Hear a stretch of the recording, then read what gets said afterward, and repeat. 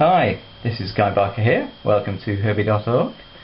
I'm just doing a video now to ask for your suggestions on how you think the buttons and other parts of the things shown on the screen, the speech assistant, should appear. Basically whether there should be more of them or less of them, whether they should be bigger, that sort of thing. I was recently talking to somebody who works with communication devices, and she pointed out that some of the buttons on the screen here are really quite small and probably quite difficult to hit.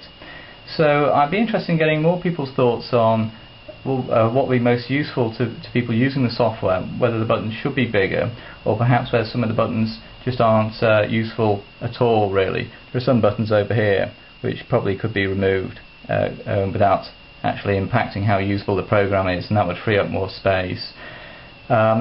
For example, over here there's a button that really is quite small, but if you click it, there we go, the lists disappear and the whole screen is filled with the writing area. That makes it easier to write big. And if I click the Favourites button again, then this come back. The person I was speaking to recently did actually suggest it might be handy to have a way to make these lists here less tall. So I've added something here, so if you tap that and move down, it's a bit slow, but you can actually resize the list like that, and it'll remember the height of the list for the next time you start the program. And again I can drag that back up. There we go. And if I drag it down again,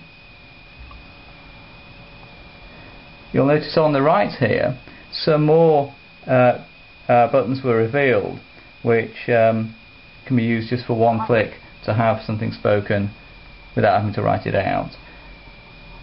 And again, I'll move this back up, and those words that were shown disappeared. So if you have any thoughts about changes you'd like to see made to the program, perhaps to make the buttons bigger, or perhaps to have options to show or hide different parts of the program, do let me know. Another example of showing and hiding some things, if I click that, it shows the on-screen keyboard. If I click it again, it disappears.